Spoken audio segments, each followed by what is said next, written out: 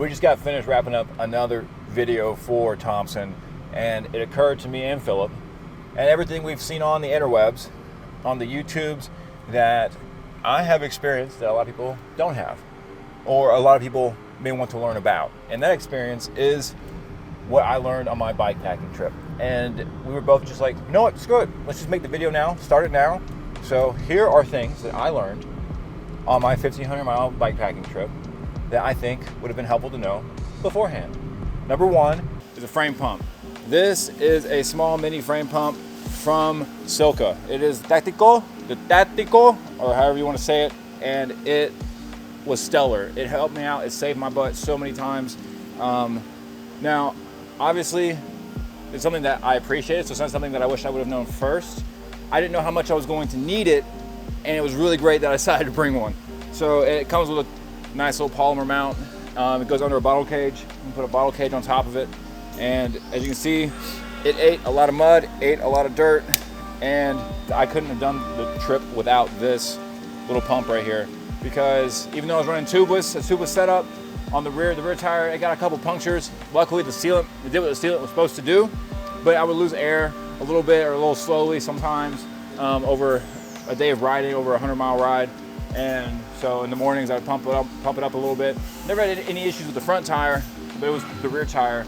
And they were Continental GP 5000 32Cs. So this isn't the bike that I did it on, but it's the bike I'm demonstrating all this stuff with. So number one, frame pump. So number two is a saddle. Now what I mean by this is pick a saddle that is correct for your comfort and correct for your body type. For me, it happened to be a Stella Italia SLR Boost with tie rails. Now, we use Stella Italia as an OEM now, mainly because of the amount of riding that I've done, and it's become one of the saddles that I love the most, but that is very subjective.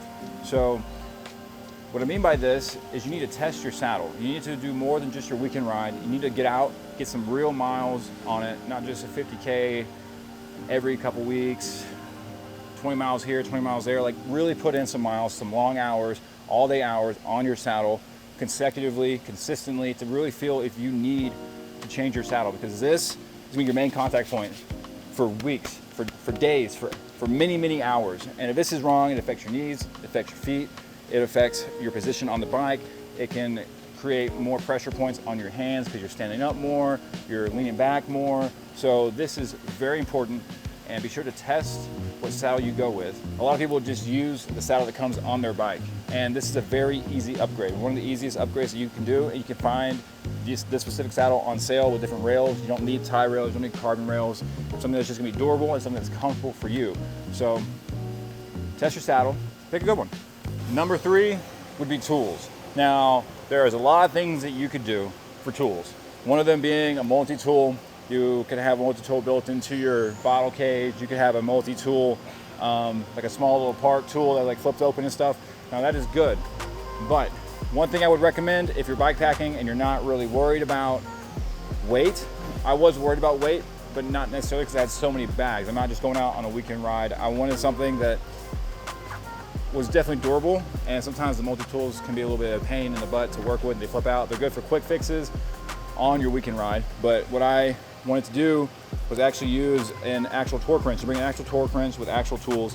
This is a little bit of a shameless plug, but it's a lot more beneficial. It could be any type of torque wrench, and so it just gives you a little bit more peace of mind that if you got to fix your stem, if you got to fix your seat post, adjust your seat post, if you got to undo your axles, it just kind of gives you more peace of mind when you're out there for that long, and you know you're not going to be able to get to a bike shop, or you know you're not going to be able to come back to your home and just kind of torque it up the right way. Having something like this is really beneficial. Different size bits and torque wrench. Now, that's the case for us because we partner with Press the Cycle, but you can also use something like a Feedback Sports one, and same kind of concept. You got all the stuff that you need. You got torque wrench, and you know, it's really kind of the same form factor, and this tucks away really small, and I was super glad that I had it. So 10 out of 10, a real torque wrench, would recommend. So the next thing that I have, my number 4, is tire tube repair stuff. So I kept all of this in a frame bag under the top tube, and basically it's a pair of nice tire levers. Now the reason I have a pair of nice tire levers is because I don't want to only have one on a multi-tool and they snap, and it's just, I'm kind of stuck. While most tubes and tires you can put on without a tire lever. Peace of mind to have, and peace of mind on the road in the middle of nowhere is nice. And then we have a tubeless plug kit. If it goes tubeless, it didn't come unbeaded much, and my little frame could pump it back up. This is great. If you puncture a tube and you're out of tubes, glueless tube patch kit from Muck Off. These were great. I didn't use them. I didn't have to use them on the trip.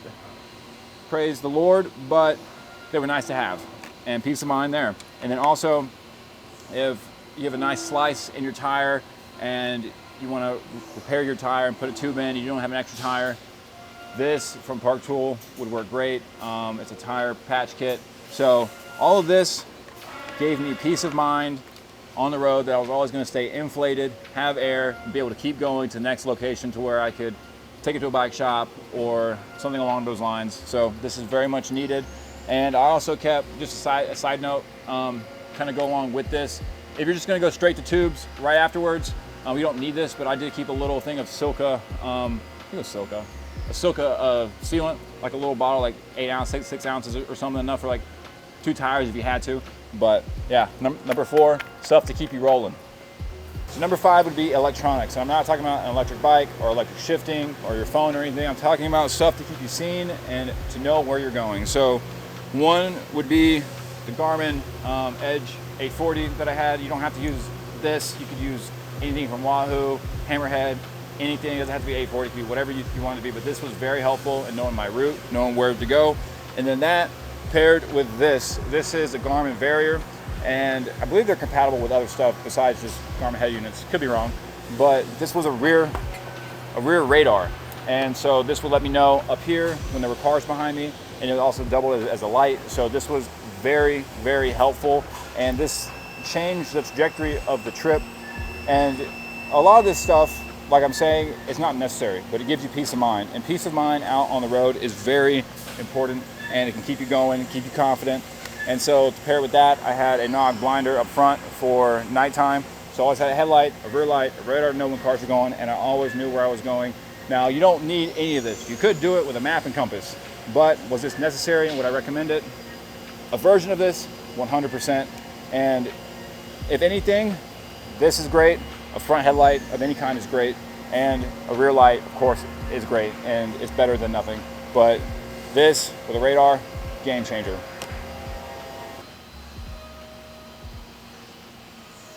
Number 6, I don't know. So number 6 is positioning on the road when you're on a bike packing trip this long.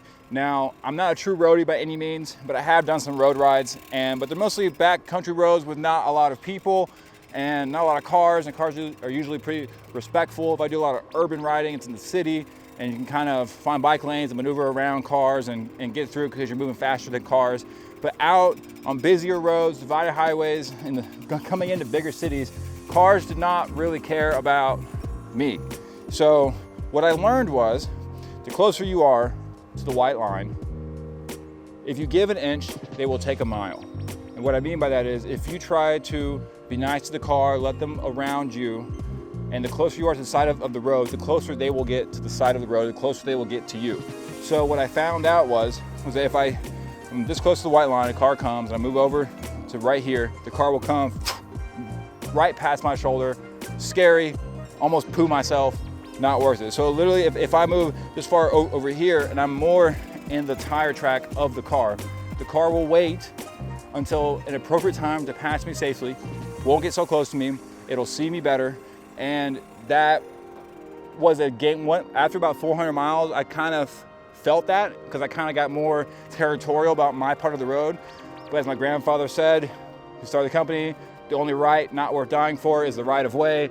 So with the Varier, it helped, but I will say giving proper amount of space and actually being a part of traffic and not acting like I was an obstacle to traffic really made cars behave a lot differently. So that is one big thing that I learned. I know everything else was kind of product oriented wise, but this is something I actually learned on the road, and it really helped. It truly helped the way cars treated me. And to follow that, number 7. So number 7 is a cycling jersey. Now you can wear a cycling jersey like this, which is just a t-shirt that we make at Thompson, link below. Water bottle pockets, a place for your wallet or keys or something. I don't know why you bring keys on a bikepacking trip, but your keys. Any cycling jersey, a regular zip-up jersey, a lycra jersey would work too. But what I'm talking about is the jersey that I wore, I had it custom printed locally with 1,500 miles for charity on the back of it. It helped cars be more aware of me. Cars were honking and giving me thumbs up on the road. It was awesome. People even stopped and donated to the cause. So if you have a cause that you're riding for, don't be afraid to wear it and spread awareness for it. And that's kind of the whole idea of the whole trip. And it kept me safe, it sparked conversation, I met new people, it helped with the donations. It was just an all-around win-win-win. So yeah, that's number 7 is the jersey. And if you want something customly printed on it, just go for it, do it. It is amazing. It helped tremendously. And with that, don't be afraid to accept help from people. People are going to be willing to help you if you have stuff like that printed on your jersey. People stopped, people offered me food, and it was just, it just completed the experience, and it motivated me to keep going because I was putting on a jersey that gave me a purpose. And so that was really special. And that's kind of like the last bit of information. So that I had that I really took away from the trip that I would definitely do again, stuff that I would bring on a trip like that. So yeah, and if you want to see a whole breakdown of the bike that I took on the bikepacking trip, there's a link below or up here. Click on that, you can see everything that I brought, how much the bike weighed, the bike setup, the whole 9 yards. So definitely check that out, and stay tuned for a video on this guy. This is one of our old Elite 275s. I built it up as a drop bar mountain bike, but we're gonna break this down, go over it, talk about the history and legacy of this bike, and yeah, stay tuned for the next one.